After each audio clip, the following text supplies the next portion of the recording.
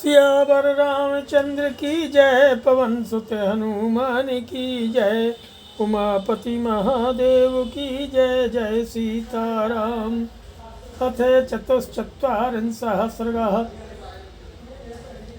अरण्यकांड के 44वें सर्ग में श्री राम के द्वारा मारीच का वध और उसके द्वारा सीता और लक्ष्मण के पुकारने का सत्य सुनकर श्री राम की चिंता का वर्णन किया गया है। तथा तु तं समादिश भ्रातरं रघुनंदनः पवन्धा सिंहतेजा जाम्बूनदमयत्सरुं ततस्त्रिविनितं चाप मादायात्मविभूषणम् आबद्ध चा कपालौ दुजगामोदग्रविक्रमः। लक्ष्मण को इस प्रकार आदेश दे करके रकुल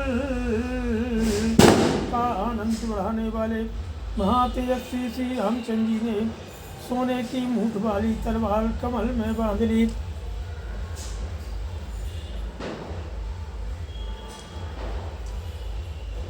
और उसके बाद महापराक्रमी रघुनाथ जी 3 स्थानों में झुके हुए अपने आभूषण रूप धनुष को हाथ में लेकर के पीठ पर 2 तरकस बांधकर वहां से चल दिए।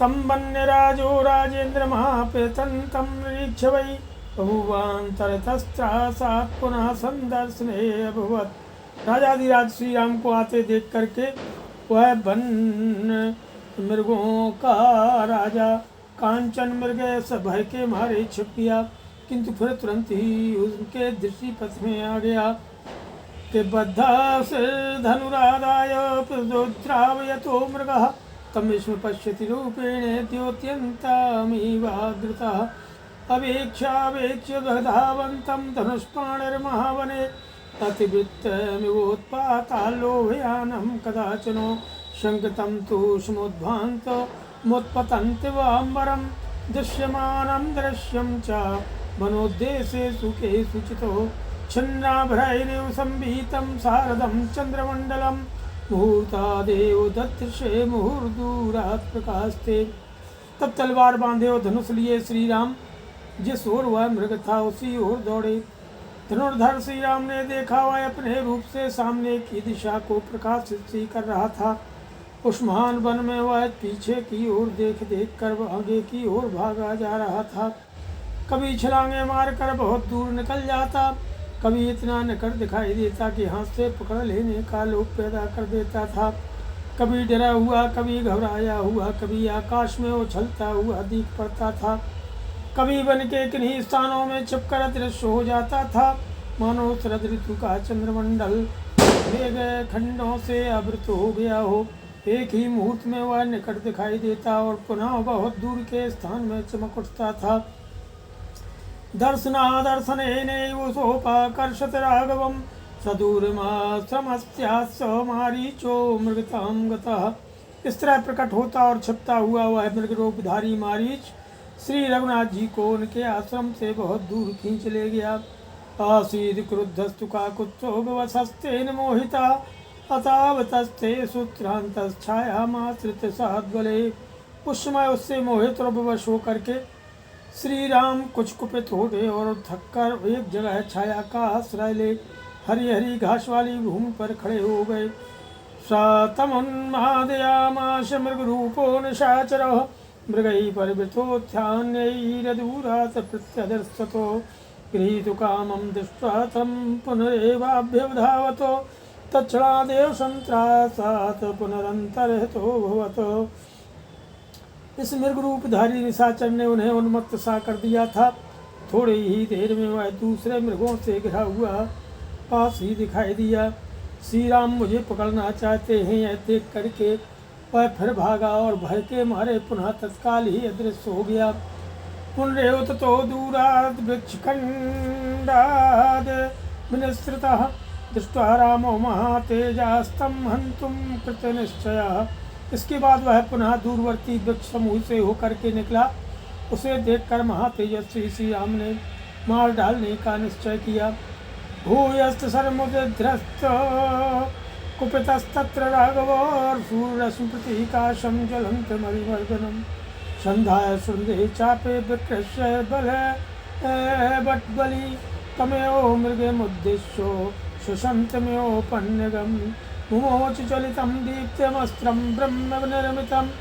अब वहाँ क्रोध में भरे हुए बलवान राघवेंद्र श्री राम ने तर्कस से सूर्य की किरणों के समान तेजस्वी एक प्रज्वलित एवं सत्संहारक बाण निकाल करके उसे अपने सुदृढ़ धनुष पर रखा और उस धनुष को जोर से खींचकर उस मृग को ही लक्ष्य करके फुफकारते सर्प के समान सनसनाता हुआ वह प्रज्वलित एवं तेजस्वी बाण जिसे ब्रह्मा जी ने बनाया था छोड़ दिया। शरीरं मृगरूपस्य निर्भिद्य सर्वोत्तमः मारीचस्य हृदयं बिभेदा शनिशन्निभः। वज्र के समान तेजस्वी उस उत्तम बाण ने मृग रूपधारी मारीच के शरीर को चीर करके उसके हृदय को भी विदीर्ण कर दिया। तालमात्रमथोत्प्लुतो न्यपतत सह भृशातुरः व्यनदद्भैरवं नादं धरण्यामल्पजीवितः। उसकी चोट से अत्यंत आतुर होकर के वह राक्षस ताड़ के बराबर उछल करके पृथ्वी पर गिर पड़ा। उसका जीवन समाप्त हो चला। वह पृथ्वी पर पड़ा पड़ा भयंकर गर्जना करने लगा। म्रियमाणस्तु मारीचो जहौतां कृतिमां तनुं विस्मृत्वा तद्वचनं रक्षो दध्योकेन तु लक्ष्मणं। इह प्रस्थापयत् सीता तां शून्ये रावणो हरेत् सप्राप्य कालमाज्ञाय चकार सा ततः स्वनं सदृशं राघवस्य हासीते लक्ष्मणेति च। मरते समय मारीच ने अपने उस कृत्रिम शरीर को त्याग दिया। फिर रावण के वचन का स्मरण करके उस राक्षस ने सोचा किस उपाय से सीता लक्ष्मण को यहाँ भेज दे और शून्य आश्रम से रावण से हर ले जाए। रावण के बताए हुए उपाय को काम में लाने का अवसर आ गया है। ये समझ करके उसने श्री रामचंद्र जी के ही समान स्वर में हा सीते हा लक्ष्मण कह करके पुकारा। तेन मर्मणि निर्विद्धं शरीरारूपमेनिः मृगरूपं तु तत्यक्त्वा राक्षसं रूपमास्थितः। श्री राम के अनुपम बाण से उसका मर्म विदीर्ण हो गया था तथा उस मृग रूप को त्याग कर उसने राक्षस रूप धारण कर लिया। चक्रे सासु महाकायं मारीचो जीवितं त्यजन् तं दृष्ट्वा पतितं भूमौ राक्षसं भीमदर्शनं रामो हृदयसिक्ताङ्गं चेष्टमानं महीतले जगाम मनसा सीतं लक्ष्मणस्य पचाय स्मरन्। प्राण त्याग करते समय मारीच ने अपने शरीर को बहुत बड़ा बना लिया था। भयंकर दिखाई देने वाले उस राक्षस को भूमि पर पड़कर खून से लथपथ हो धरती पर लौटते और छटपटाते देख श्री राम को लक्ष्मण की कही हुई बात याद आ गई। वे मन ही मन सीता की चिंता करने लगे। मारीचस्तु मायैखा पूर्वोक्तं लक्ष्मणेन तु तथायवच्चाद्य मारीचोऽयं मया हतः। ये सोचने लगे अरे जैसा लक्ष्मण ने पहले कहा था उसके अनुसार वह वास्तव में मारीच की माया ही थी। लक्ष्मण की बात ठीक निकली। आज मेरे द्वारा यह मारीच ही मारा गया। हा सीते लक्ष्मणे तेओ महाकृष्यतु महाबलं मम महाश्वनं ममार राक्षसा सोऽयं श्रुत्वा सीता कथं भवेत् लक्ष्मणश्च महाबाहो कामवस्थां गमिष्यति। परंतु वह राक्षस उच्च स्वर से हा सीते हा लक्ष्मण की पुकार करके मरा है। इसके शब्द को सुनकर सीता की कैसी अवस्था हो जाएगी और महाबाहु लक्ष्मण भी क्या दशा होगी।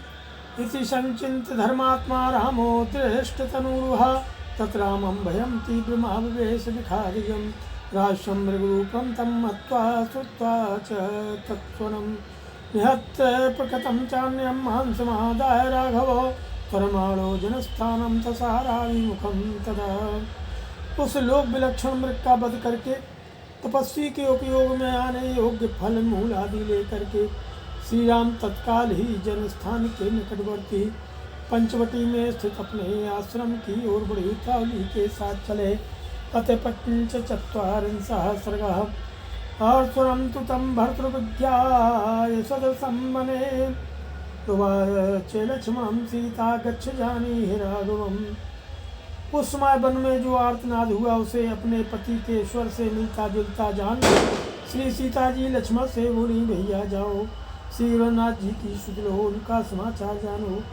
नहि मे जीवितं स्थाने हृदयं भावतिष्ठते क्रोशतः परमार्थस्य श्रुतः सत्यो मया वृतम् आक्रन्दमानं तु वने भ्रातरं त्रातुमर्हसि चं तं क्षिप्रमभिधाव त्वं भ्रातरं शरणैर्विष्णुम् रक्षसां वशमापन्नं सिंहानां गोवृखं न जगामि तथोक्तस्तु भ्रातुराज्ञाय शासनम्। उन्होंने बड़े स्वर से हम लोगों को पुकारा है। मैंने उनका वह शब्द सुना है। वह बहुत उच्च स्वर से बोला गया था। उसे सुनकर मेरे प्राण और मन अपने स्थान पर नहीं रह गए हैं। मैं घबरा उठी हूँ।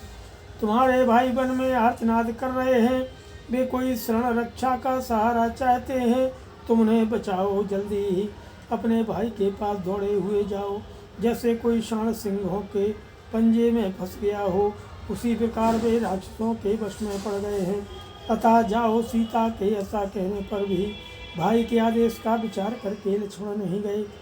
तमुवाच क्षुभिता जनकात्मजा सौमित्रे मित्ररूपेण भ्रातुस्तमसि शत्रुवतो यस्तमस्यावस्थायां भ्रातरं नाविपद्यसे इच्छसि त्वं विनश्यन्तं रामं लक्ष्मणमत्कृते। उनके इस व्यवहार से वहाँ जनक किशोरी सीता क्षुब्ध हो उठी और उनसे इस प्रकार बोली, हे सुमित्रा कुमार, तुम मित्र रूप में अपने भाई के शत्रु ही जान पड़ते हो, इसीलिए तुम इस संकट की अवस्था में भी भाई के पास नहीं पहुंच रहे हो। हे लक्ष्मण, मैं जानती हूँ तुम मुझ पर अधिकार करने के लिए इस समय श्री राम का विनाश ही चाहते हो।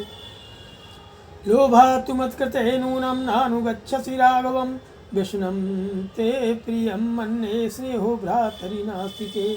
मेरे लिए तुम्हारे मन में लोभ हो गया है निश्चय ही, इसीलिए तुम श्री रघुनाथ जी के पीछे नहीं जा रहे हो। मैं समझती हूँ श्री राम का संकट में पड़ना ही तुम्हें प्रिय है। तुम्हारे मन में अपने भाई के प्रति स्नेह नहीं है। तेन तिष्ठसि विश्रद्धं तं पश्यन् महादितिं किं हि संशयमापन्ने तस्मिन् मया भवेत् कर्तव्यमेव तिष्ठन्त्यायत्य प्रधानस्त्वमागतः। यही कारण है कि तुम उन महातेजस्वी श्री रामचंद्र जी को देखने न जा करके वहाँ निश्चिंत खड़े हो। हाय जो मुख्यतः तुम्हारे सेव्य हैं, जिनकी रक्षा और सेवा के लिए तुम यहाँ आए हो, यदि उन्हीं के प्राण संकट में पड़ गए तो यहाँ मेरी रक्षा से क्या होगा। एवं ब्रुवाणां वैदेहीं बाष्पशोक समन्विताम् अब्रवीत लक्ष्मणस्त्रां सीतां मृगवधूमिवो। गृह कुमारी सीता की दशा भयभीत हुई हरणी के समान हो रही थी। उन्होंने शोकमग्न होकर आंसू बहाते हुए जब उपयुक्त बातें कही, तब लक्ष्मण उनसे इस प्रकार बोले कि पन्नगासुर गंधर्व देवदानव राक्षसै अशक्यस्तव वैदेही भर्ता जेतुं न संशयः। देहनंदिनी, आप विश्वास करें, नाग असुर गंधर्व देवता दानव तथा राक्षस ये सब मिलकर भी आपके पति को परास्त नहीं कर सकते। मेरे इस कथन में संदेह नहीं है। देवी देव मनुष्येषु गंधर्वेषु पतत्सु राक्षसेषु पिशाचेषु किन्नरेषु मृगेषु च दानवेषु घोरेषु न स विद्येत शोभने यो रामं प्रतियुध्येत समरे वाशुरोत्तमम्। अवध्या समरे रामो नैवं त्वं वक्तुमर्हसि न त्वमाश्मन् मन्येहातुमुत्तये राघवं विना अनिवार्यं बलं तस्य बलैर्बलवतामपि त्रिभिर्लोकैः समुदितैः सेश्वरैः शामरैरपि हृदयं निवृत्तं तेस्तु संतापस्त्यज्यतां तव। हे देवी शोभने, देवताओं, मनुष्यों, गंधर्वों, पक्षियों, राक्षसों, पिशाचों, किन्नरों, मृगों तथा घोरा दानवों में भी ऐसा कोई भी नहीं है जो सम्रांगण में इंद्र के समान पराक्रमी श्री राम का सामना कर सके। भगवान श्री राम युद्ध में अवध्य हैं, अतएव आपको ऐसी बात ही नहीं कहना चाहिए। श्री रामचंद्र जी की अनुपस्थिति में इस वन के भीतर में आपको अकेली नहीं छोड़ सकता। सैनिक बल से संपन्न बड़े बड़े राजा अपनी सारी सेनाओं द्वारा भी श्री राम के बल को कुंठित नहीं कर सकते। देवताओं तथा इंद्र आदि के साथ मिले हुए तीनों लोक भी यदि आक्रमण करें तो वे श्री राम के बल का वेग नहीं रोक सकते। तथा आपका हृदय शांत हो, आप संताप छोड़ दें। आगमिष्यति ते भर्ता शीघ्रं मत्वा मृगोत्तमं न स तस्य खरस्वरो व्यक्तं न कश्चिदपि देवतः गंधर्व नगर प्रख्या माया तस्य न चरक्षसः। आपके पद्यों सुंदर मृग को मार करके शीघ्र ही लौट आएंगे। वह शब्द जो आपने सुना था अवश्य ही उनका नहीं था। किसी देवता ने कोई शब्द प्रकट किया हो ऐसी बात भी नहीं है। वह तो उस राक्षस की गंधर्व नगर के समान झूठी माया ही थी। न्यास भूता शिवे देहि न्यस्ता मयि महात्मना रामेण त्वं वरारोहे न त्वं व्यक्तुमिहो सहे। हे सुंदरी, हे विदेह नंदिनी, महात्मा श्री रामचंद्र जी ने मुझ पर आपकी रक्षा का भार सौंपा है। इस समय आप मेरे पास उनकी धरोहर के रूप में हैं, अतः आपको मैं यहाँ अकेली नहीं छोड़ सकता। कृतवैराश कल्याणी वय में तई निशाचरई खरस्य निधने देवी जन स्थान बधम प्रति। कल्याणमयी देवी जिस समय खर का वध किया गया उस समय जन स्थान निवासी दूसरे बहुत से राक्षस भी मारे गए थे। इस कारण निशाचरों ने हमारे साथ बैर बांध लिया है। राक्षसा विविधा वाचो व्याहरन्ति महावने हिंसा विहारा वैदेही न चिन्तयितुमर्हसि। लक्ष्मणेन मुक्ता तु क्रुद्धा संरक्तलोचना अब्रवीत परुषं वाक्यं लक्ष्मणं सत्यवादिनम्। हे विदेह नंदिनी, प्राणियों की हिंसा ही जिनका क्रीड़ा विहार या मनोरंजन है, वे राक्षसी इस विशाल वन में नाना प्रकार की बोलियां बोला करते हैं, अतः आपको चिंता नहीं करनी चाहिए। लक्ष्मण के ऐसा कहने पर सीता को बड़ा क्रोध हुआ। उनकी आंखें लाल हो गईं और वे सत्यवादी लक्ष्मण से कठोर बातें कहने लगी। अनार्या करुणा रमन संसकुल पांसनो अहम तो प्रियम मन्ये रामस्य व्यसनं महत्। रामस्य व्यसनं दृष्ट्वा तेनैतानि प्रभाविषे। अनार्य, निर्दयी, क्रूर, कर्मा, कुलांगार, मैं तुझे खूब समझती हूँ। श्री राम किसी भारी विपत्ति में पड़ जाएं, यही तुझे प्रिय है, इसीलिए तू राम पर संकट आया देखकर भी ऐसी बातें मना रहा है। नैव चित्रं सपत्नेषु पापं लक्ष्मण यद् भवेत् त्वद्विदेषु निसंसेषु नित्यं प्रच्छन्नचारिषु। हे लक्ष्मण, तेरे जैसे क्रूर एवं सदा छिपे हुए शत्रुओं के मन में इस तरह का पापपूर्ण विचार होना कोई आश्चर्य की बात नहीं है। सुतुष्टस्त्वं वने रामं एकमेको अनुगच्छसि मम हेतो प्रतिच्छन्नः प्रयुक्तो वर्तेन वा। तू बड़ा दुष्ट है, श्री राम को अकेले वन में आते देख मुझे प्राप्त करने के लिए ही अपने भाव को छिपा कर तू भी अकेला ही उनके पीछे पीछे चला आया है। अतः यह भी संभव है कि भरत ने ही तुझे भेजा हो।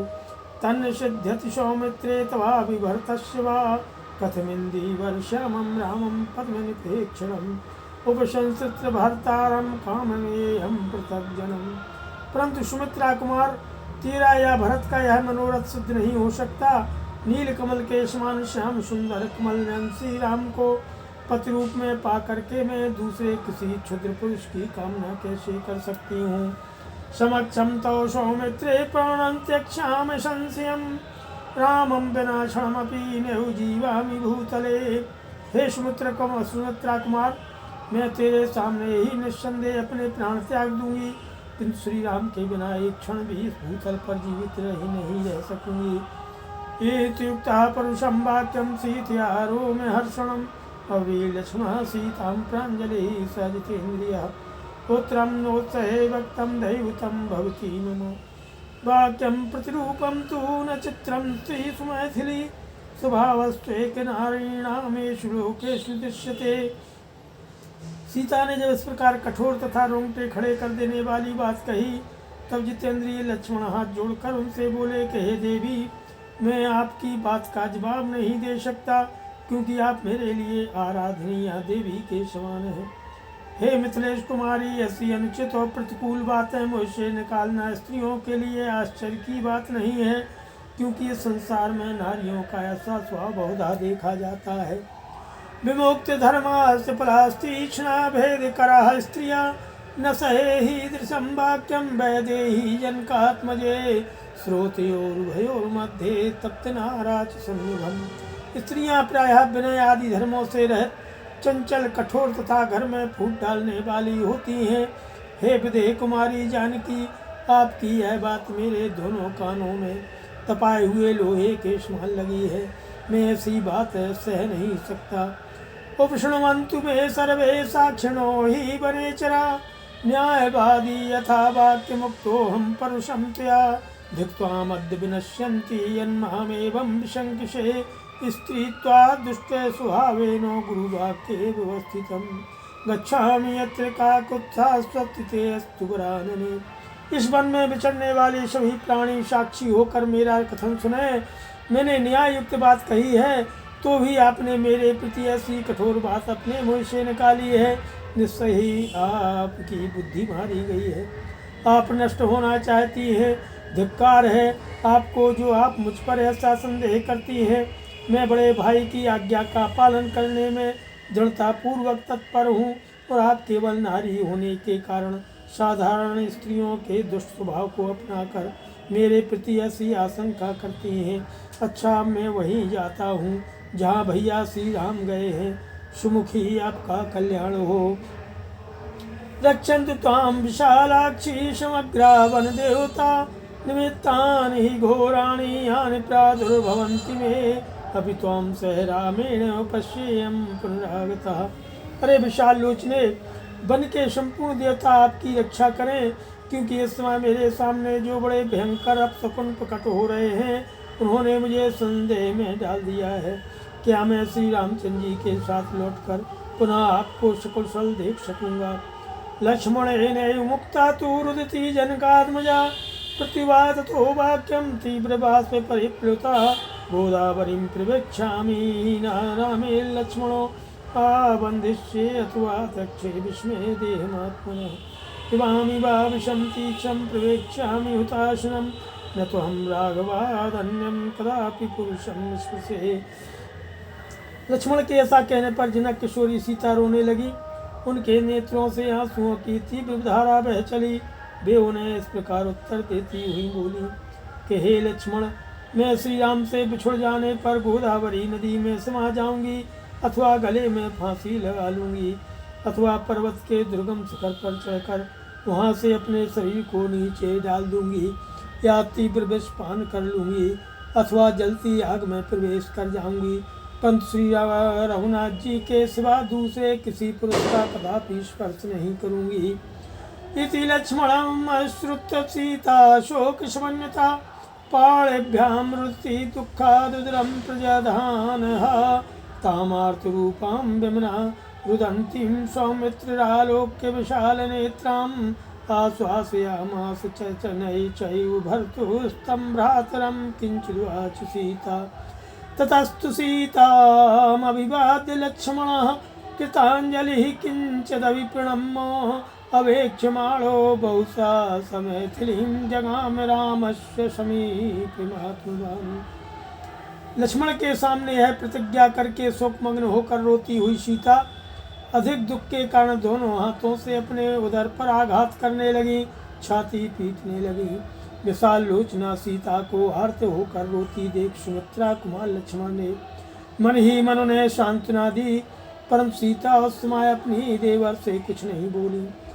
तब मन को वश में रखने वाले लक्ष्मण ने दोनों हाथ जोड़ करके कुछ झुक करके मिथिलेश कुमारी सीता को प्रणाम किया और बारंबार उनकी ओर देखते हुए वे श्री रामचंद्र जी के पास चल दिए। श्रीमद् रामायणे वाल्मीकि आदि काव्य कांडे 45 सर्गः। सियावर रामचंद्र की जय। पवन सुत हनुमान।